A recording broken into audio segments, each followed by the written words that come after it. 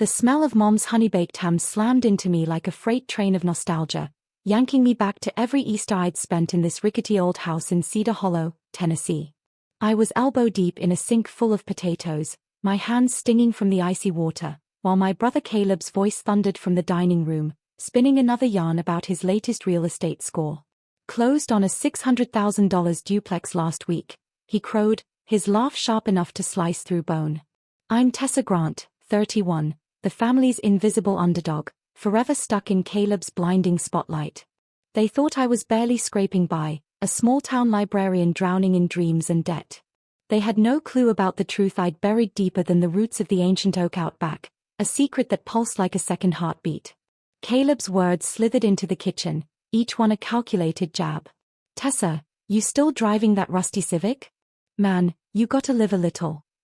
Aunt June's cackle grated like nails on a chalkboard, her wine glass sloshing as she leaned into the joke. Uncle Roy grunted his approval, as if Caleb's success was a trophy they all got to polish. I kept my eyes locked on the potatoes, slicing them razor-thin, my jaw so tight it ached. They'd been humming this tune for years. Caleb, the golden boy who'd built a property empire. Me, the cautionary tale who'd chosen dusty books over cold cash. The sting wasn't new, but today it burned hotter, a smoldering coal lodged in my chest. I wanted to scream that I wasn't their sad little failure, but the secret I'd carried for a decade felt like a boulder I wasn't strong enough to lift. Mom shot me a glance from the stove, her face soft with that familiar worry, like I was a bird with a broken wing. Tessa's doing just fine, she said, her voice a flimsy shield against Caleb's swagger. Fine. That word was a prison, locking me into their version of me. I wasn't fine, I was something they couldn't even dream of. But I'd let them believe I was broke, let them pity my thrift store sweaters and the tiny apartment I supposedly rented above the library. Why? Because proving them wrong meant cracking open my life, exposing the raw, beating heart of who I'd become. I wasn't sure I was ready for what would spill out, or if they'd even survive the shock. Then the doorbell rang, and the world tilted on its axis. I wiped my hands on a faded dish towel, my heart thudding like it knew something I didn't. I'll get it, I called, my voice steadier than I felt. Crossing the worn hardwood floor to the front door, I left the dining room's chatter behind, the creak of the hinges swallowing Caleb's latest boast. Standing on the porch was Margaret Ellison, 62, president of Cedar Hollow National Bank, her silver hair glowing under the porch light like a crown. She held a sleek leather folder, her smile warm but edged with something sharp, like she was holding a secret of her own. Tessa, she said, I hope I'm not interrupting your Easter. My stomach plummeted. This wasn't supposed to happen, not here, not now, not in the middle of Mom's ham and Caleb's ego parade. Mrs. Ellison, I stammered, stepping onto the porch and pulling the door half shut behind me. What's this about? Her eyes flicked past me, toward the house where Caleb's laugh sliced through the air again. It's about the trust, she said, her voice low, almost conspiratorial. The board needs your signature today. I was nearby, visiting family, so I thought I'd deliver the papers myself. The trust. My secret, my life's work, was about to crash into my family's Easter dinner like a meteor. I felt the ground shift beneath me, but there was no running from it now. Everything okay, Tessa? Caleb's voice cut through, smug and curious. He leaned against the door frame, his expensive watch catching the light like a taunt. Who's your friend? Margaret didn't flinch. Margaret Ellison, Cedar Hollow National Bank. I'm here for Ms. Grant. Caleb's smirk flickered, his eyes narrowing like he sensed a shift in the wind. Bank business? On a holiday? I could feel the family's attention now, a searing spotlight from the dining room. Mom, Dad, Aunt June, Uncle Roy, they were all watching, their faces a jumble of confusion and intrigue. Margaret's gaze locked onto mine, steady and expectant, like she was handing me a lit fuse. Tessa, these documents involve family assets. Perhaps we should discuss this inside. My throat closed up. I'd spent a decade dodging this exact moment, keeping my two worlds walled off from each other. But the vault was open now, and I had to choose, keep hiding or step into the fire. All right, I said, my voice barely a whisper. Let's do it. I led her into the living room, my family trailing behind like they were drawn to the scent of drama. The room felt claustrophobic with everyone crammed in, Mom and Dad on the sagging couch, Aunt June perched on an armchair like a bird about to take flight, Uncle Roy looming by the fireplace, Caleb hovering near the window like he owned the place. My cousin Ellie, 24, clutched her phone, her eyes darting between me and Margaret. Grandma Ruth, 76, sat in her rocker, her hands folded, watching me with that quiet wisdom that always made me feel seen. Margaret stood at the center, her presence like a storm cloud ready to burst. "I apologize for the intrusion," Margaret began, her voice calm but commanding, like she was used to silencing rooms. "But Ms. Grant's role as trustee of the Grant Family Trust requires immediate attention." Caleb snorted, crossing his arms. "Trustee? What, Tessa's managing the family piggy bank now?" His laugh was cruel, but it choked off when Margaret didn't smile. She opened her folder, pulling out a stack of papers that looked heavier than they should. "The trust, established through Tessa's investments, is valued at $78 million. The silence was so thick it could have suffocated us all. Caleb's face went slack, his arms dropping like dead weight. Ellie gasped, her phone clattering to the floor. Mom's hand flew to her chest, her eyes wide as saucers. Dad leaned forward, his voice rough as gravel. 78 million. Margaret nodded, cool as ice. This quarter's dividends are $3.2 million. Tessa's strategic investments in tech startups, commercial real estate, and green energy have built one of the largest private trusts in Tennessee. Aunt June's wine glass trembled, threatening to spill. "Tessa? Our Tessa." Her voice was a mix of awe and disbelief, like I'd just sprouted wings. I met their stares, my heart pounding but my voice finding its edge. "It started with $500, I said. "My first paycheck from the library.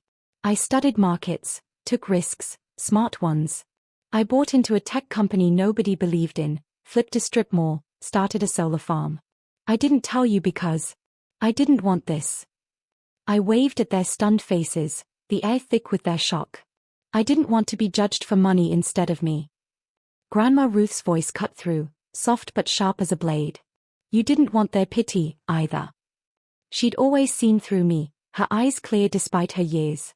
I nodded, my throat tight. "Yeah. That too." Margaret pressed on, her tone brisk.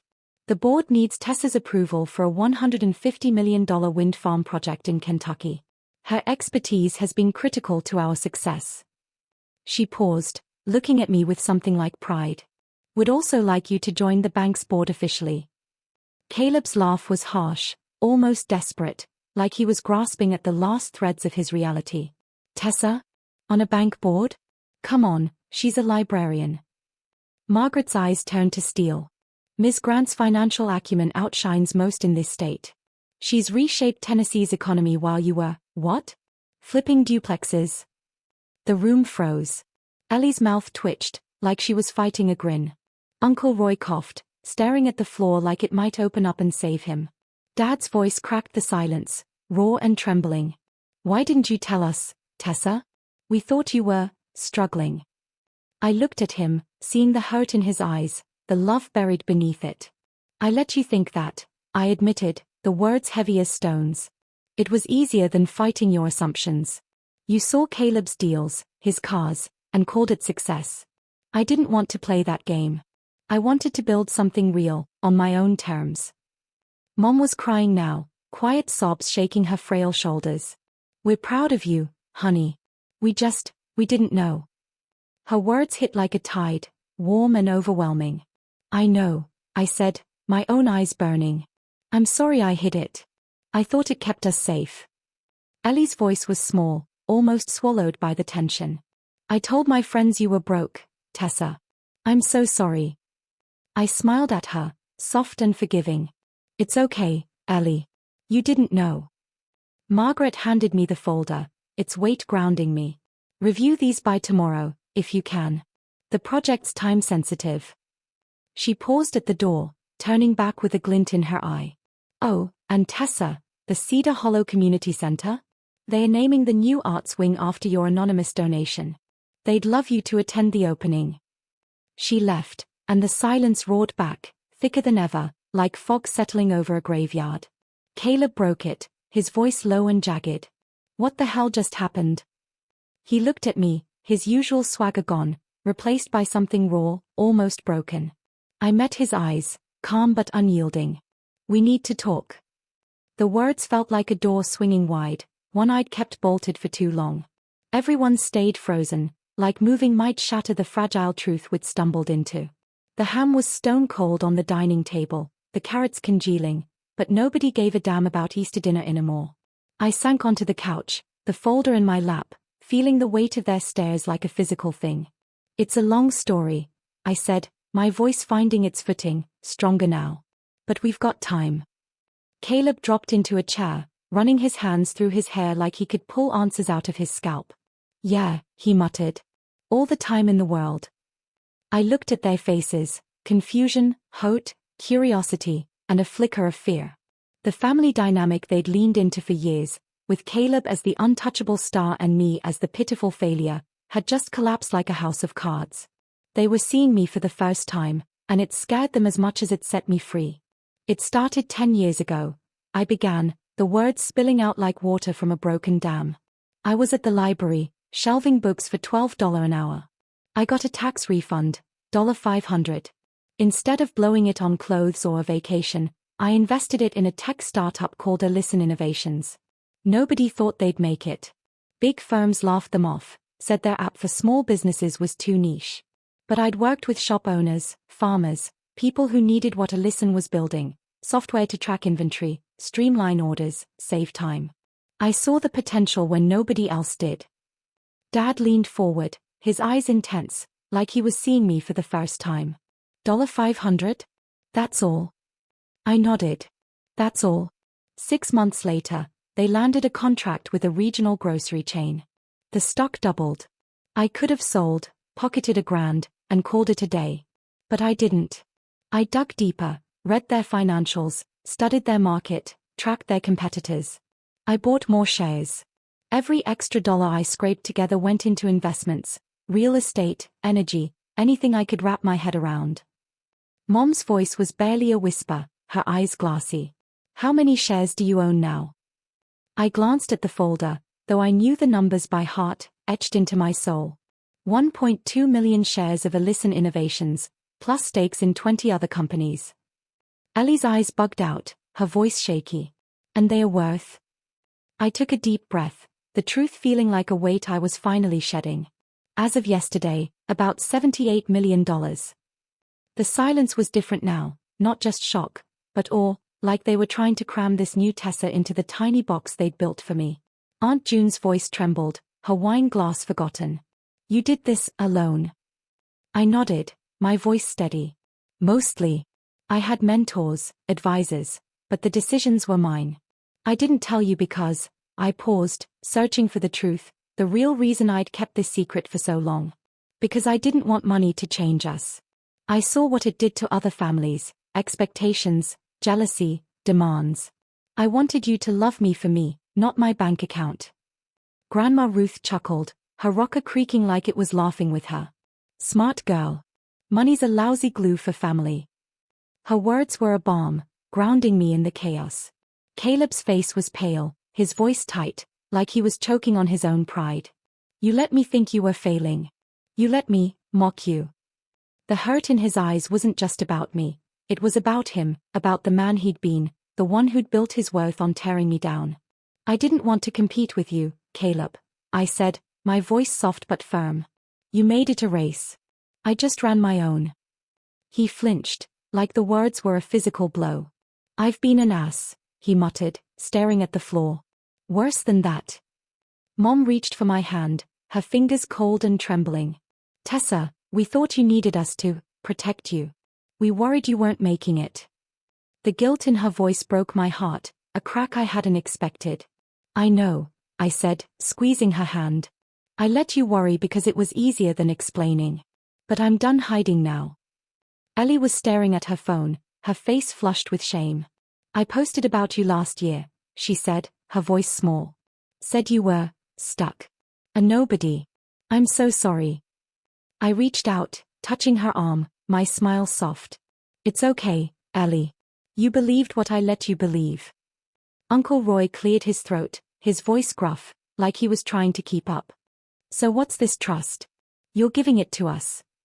I shook my head, firm but gentle. The trust isn't for you. It's for Cedar Hollow, schools, libraries, clinics. I set it up to give back, not to hand out cash.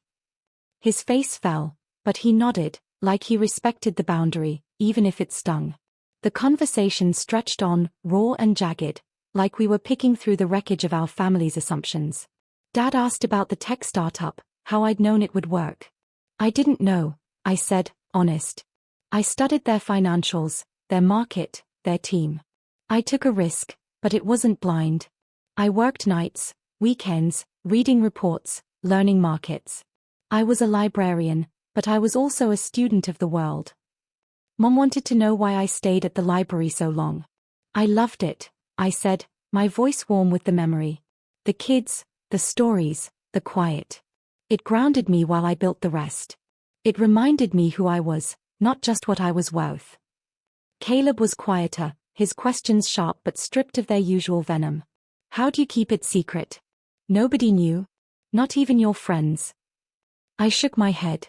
I used an LLC, Grant Ventures. Kept my name off public records. Paid cash for my apartment, my car. I didn't need flash, I needed freedom. He nodded, his eyes distant, like he was seeing me for the first time. You're smarter than me, he said, almost to himself. Always were. The admission hung there, heavy and honest, a crack in the armor he'd worn for years. I didn't gloat. I didn't need to. Hours passed, the Easter meal forgotten, the dining table a ghost town of cold ham and limp carrots.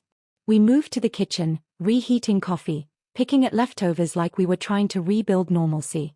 The tension eased, replaced by something tentative, connection, maybe, or the first shaky steps toward it. Mom told stories about me as a kid, how I'd balanced her checkbook at 12, spotting bank errors nobody else caught. We should have known, she said, her smile sad, tinged with regret. You were always sharp. Dad nodded, his eyes misty, his voice thick. We're proud, Tessa. Not of the money. Of you. Caleb stayed quiet, his coffee untouched, his face a map of conflict. Finally, he spoke, his voice rough, like he'd been wrestling with the words for hours. I owe you an apology. I've been cruel. For years. I told myself it was just teasing, sibling rivalry, but it wasn't. I needed to feel better than you to feel good about me. The words were raw, stripped of his usual bravado, and I saw the boy who'd taught me to fish, not the man who'd mocked me for a decade. Thank you, I said, my voice soft but steady. That means a lot. Ellie spoke up, her voice shaky, her eyes brimming with tears. I told everyone at work you were a loser. I used you as an example of what not to do, like you were some cautionary tale. I'm so sorry. I hugged her, quick and fierce, feeling her tremble against me. You didn't know, Ellie. It's okay. Aunt June was crying now, her voice soft, almost lost in the hum of the kitchen. We all made assumptions. We should have asked more, seen more. We let you down, Tessa. I nodded, the weight of their apologies lifting something inside me, like a stone rolling away from a sealed tomb. The doorbell rang again, and Mom flinched, like she was bracing for another earthquake. It's probably the neighbors, Dad said, but his voice was uncertain, like he wasn't sure what normal looked like anymore. I went to the door, my heart steady now, grounded by the truth I'd finally set free. It was just Mrs. Larson from next door, holding a pecan pie, her smile warm and oblivious to the storm inside. Happy Easter, Tessa, she said, handing me the pie. I thanked her, closed the door, and felt the normalcy of it anchor me, like a lifeline to the world outside. Back in the kitchen, we kept talking, the conversation weaving through the wreckage of our old dynamic. I told them about the wind farm project, how it could power half of Kentucky, create jobs, shift the region toward clean energy. Dad asked about the risks, his engineer's mind kicking in. Every project's a gamble, I said. But I've learned to stack the deck, strong teams, solid data, long-term vision. Mom wanted to know about the jobs, how they'd help people like her friends at the mill. Hundreds of jobs, I said. Construction, maintenance, tech. Real work, not just promises. Caleb asked how I picked investments, his voice curious, not competitive. I look for people, I said. Teams with vision, grit, heart. Numbers matter, but people make the difference. He nodded, like he was tucking the answer away, maybe for himself. Grandma Ruth watched it all, her eyes twinkling like she'd been waiting for this moment. When the others were distracted, she leaned close, her voice low. You've been carrying this a long time, girl. Must feel good to set it down. I smiled, my chest light, like I'd finally exhaled after holding my breath for a decade. Yeah. It does. She patted my hand, her grip strong despite her years. You're my girl, she said, and I knew she meant it, a quiet vow that carried more weight than any trust fund. By evening, the house felt different, warmer, less like a stage for Caleb's one-man show. We cleared the table, stored leftovers, laughed about old Easters when Caleb and I fought over the last roll, our voices lighter now. But the undercurrents were still there, swirling beneath the surface. Caleb's apology didn't erase years of jabs, each one a scar I'd learned to live with. Mom's pride didn't undo the worry she'd carried, the nights she'd lain awake fearing I'd never make it. Ellie's guilt lingered in her eyes, a shadow she'd have to wrestle with. We were rebuilding, but it was a slow, messy process, like piecing together a shattered vase. Caleb found me on the porch later, the sky a bruise of purple and gold, the air thick with the scent of spring. Tessa, he said, hesitating, his hands shoved deep in his pockets. I don't know how to be your brother now. Everything I thought, it's gone. I looked at him, the man who'd been my rival, my critic, my family, and saw the vulnerability he'd never shown before. You start by being honest, I said. Ask me questions. Tell me what scares you. We figure it out together. He nodded, his eyes bright with something like hope. Can we try? I smiled, small but real, a bridge between us. Yeah. Let's try. Inside, Mom and Dad were at the kitchen table, coffee mugs between them, their faces soft with a love I'd always known but hadn't always felt. They looked up as I joined them, Mom's voice firm despite her tears. We're learning, Tessa. We'll see you, not the trust, not the money. You. Dad nodded, his hand on hers, his voice thick. We're proud, he said again, and this time, it felt like a promise, a vow to do better. I sat with them, the folder on the table, and we talked, not about millions, but about memories, mistakes, and the future we could build together. I drove home that night, the folder on the passenger seat, the pecan pie in the back, its sweet scent filling my old Civic. My apartment above the library was small, but it was mine, bought, not rented, with a view of the town square where kids played and old men argued over coffee. I sat at my desk, reviewing the wind farm papers, the numbers blurring into plans for jobs, clean energy, a future I'd helped shape. My phone buzzed, a text from Caleb. Lunch tomorrow? My treat. I smiled, typing back, sure. Noon at Daisy's Diner. It was a small step, but it felt like the start of something real. The next morning, I woke to sunlight streaming through my window, Cedar Hollow stirring below like it always had. I had a call with Margaret to listen at 10, a meeting with the community center board at 2. The arts wing opening was next month, and they wanted me there, my name on the plaque, no longer anonymous. I was ready, not for the applause, but to be seen, to live as the woman I'd always been, not the shadow I'd let them cast. Monday brought a new rhythm, a blend of the old and the new. At Daisy's Diner, Caleb was already at a booth, his usual swagger softened, his smile tentative but genuine. Thanks for coming, he said, sliding a menu my way. I know you're busy. I laughed, the sound lighter than I expected. I've got time for lunch. We ordered burgers for him, a salad for me, and talked, not about money or deals, but about life. He told me about his girlfriend, M.A., how she'd called him out on his need to always be the best. She saw you clearer than I did, he admitted. Said you had this quiet strength, like you knew something the rest of us didn't. I nodded, stirring my iced tea. I didn't want to be loud, Caleb. I just wanted to be me. He looked at me, his eyes searching. I'm sorry I made that hard. I'm trying to figure out who I am without, the competition. I reached across the table, touching his hand. You're Caleb Grant. You're good at what you do. You don't need to beat me to matter. He swallowed hard, nodding, and for the first time in years, I felt like I had my brother back. After lunch, I headed to the bank for my call with Margaret.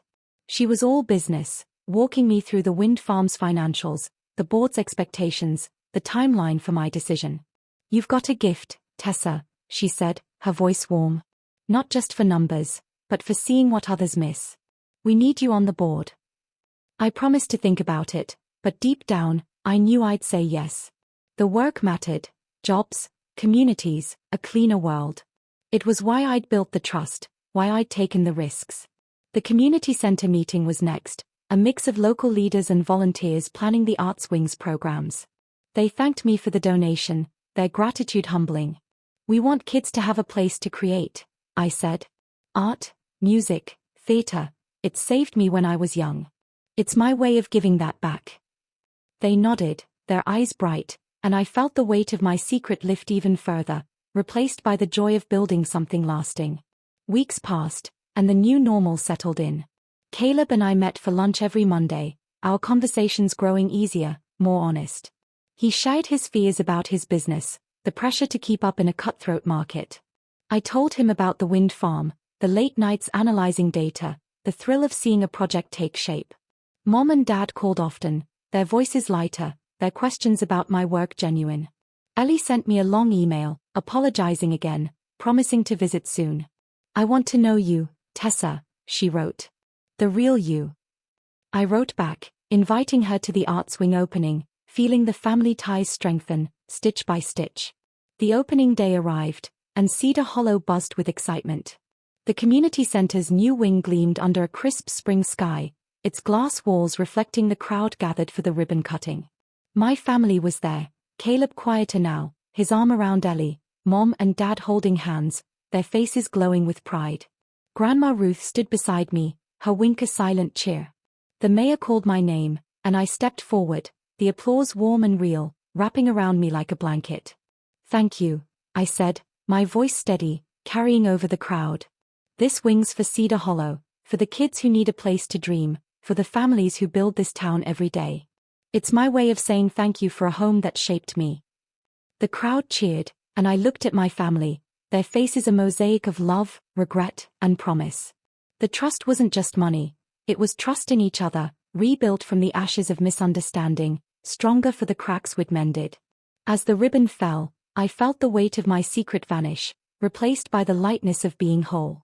Tessa Grant, investor, philanthropist, sister, daughter, cousin, not a shadow, not a failure, but a woman who'd claimed her life, her truth, her family. The journey wasn't over, there'd be more projects, more challenges, more conversations to heal the past. But for now, standing under that Tennessee sky, surrounded by the people I loved, I knew I was exactly where I belonged. The weeks after the opening were a whirlwind. The wind farm project moved forward, contracts signed, construction underway. I spent days in Kentucky, meeting workers, local leaders, and engineers, ensuring the project stayed true to its promise. Back home, I joined the bank's board, my first meeting a gauntlet of numbers and strategy, but also a chance to shape the region's future. Margaret became a friend, her dry humor a counterpoint to my quiet intensity, her faith in me a reminder of why I'd started this journey. Caleb's business hit a rough patch, a deal fell through, a client bailed, but he leaned on me, not for cash, but for advice. "You're good at seeing the long game," he said over coffee one evening. "What would you do?" I walked him through options, diversifying, focusing on local markets, building relationships over quick wins. He listened, really listened, and when he landed a new contract a month later, he called me first, his voice bright. "Thanks, sis. Couldn't have done it without you." It was a small thing, but it felt like a victory, a new kind of bond. Mom and Dad started a weekly dinner tradition, insisting I come home Sundays. The meals were simple: roast chicken, mashed potatoes, stories of their youth, but they were rich with connection. Dad shared his own regrets, how he'd pushed Caleb to shine because he feared I'd outgrow them. "I was wrong," he said, his eyes wet. "You're our star, Tessa. Always were." Mom hugged me tight, her voice fierce. "No more secrets, okay? We're in this together." I nodded, my heart full, promising to be open, to let them in. Ellie visited for a weekend, her suitcase stuffed with apologies and questions. We spent hours at the library, my old workplace, talking about her dreams, her fears, her need to find her own path. You did it, she said, her eyes wide. You built something huge, and nobody knew. How do I do that? I smiled, handing her a book on finance. Start small. Learn. Take risks. And don't let anyone tell you who you are. She hugged me, her gratitude a spark that lit something new between us. Grandma Ruth called me her quiet warrior, her letters filled with stories of her own youth, when she defied her family to become a nurse. You're like me, she wrote. We don't need the spotlight, we need the work. I framed her letter, hung it above my desk, a reminder of the strength that ran through our blood. Months later, I stood on the wind farm's first completed turbine, the Kentucky hills stretching out below, the hum of clean energy a song of possibility. My phone buzzed, a group text from my family, a photo of them at the community center, kids painting murals in the arts wing. Your legacy, Tessa, Mom wrote. I smiled, the wind tugging at my hair, feeling the pieces of my life fit together. Work, family, truth, all one now. I wasn't just Tessa Grant, the secret millionaire, the librarian who'd fooled them all. I was Tessa, the woman who'd built a life she loved, who'd rebuilt a family she cherished, who'd learned that being seen was worth the risk. The trust wasn't the money, it was the faith we'd found in each other, the love that held us through the fire. And as I looked out over the hills, I knew that whatever came next, we'd face it together, whole and unbroken, our story just beginning.